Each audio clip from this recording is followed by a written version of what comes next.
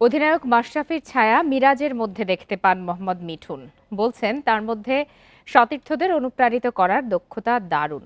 সময় দিলে মিরাজ দলকে এগিয়ে নিতে পারবেন মনে করেন মিঠুন। সাকিব, তামিম, মুশফিক, মাশরাফি ওয়ানডেতে 4 পাণ্ডব অধিনায়কত্ব করেছেন দীর্ঘদিন।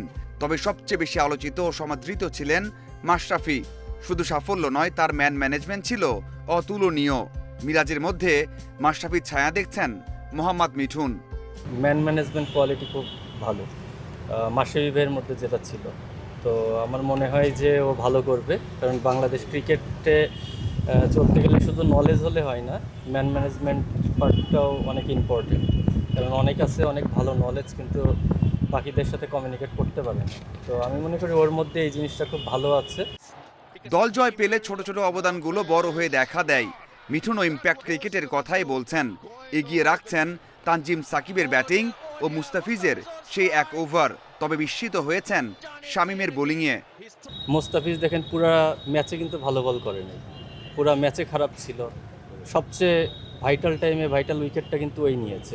এগুলাই ইম্প্যাক্ট। আমরা আসলে সবাই পড়ে থাকি যে কে 50 করলো, কে 100 করলো, বাট ম্যাচ জিততে যে এই ছোট ছোট পয়েন্টগুলো যে ইম্পর্টেন্ট, এই জিনিসগুলো আমরা সবসময় ওভারলুক করে যাই। 5 উইকেট নিয়ে তানভীরকে এখনই সাকিবের বিকল্প ভাবতে নারাজ মিঠুন। এমন তুলনা ক্ষতির কারণ হতে পারে বলে মনে করেন। আলটিমেটলি সাকিব ভাই আজকে নাই, ওনার জায়গায় কেউ না কেউ তো নিবে, ওনার জায়গায় কেউ না কেউ খেলছে, তাই বলে সে সাকিব আল হাসান হয়ে যাবে না। কারণ সাকিব আল হাসানের ক্যারিয়ার 20 বছরের।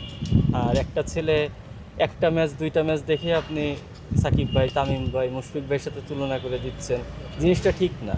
তৃতীয় ওয়ানডেতে আবারও হাসারাঙ্গা ভয়ঙ্কর হয়ে উঠতে পারেন।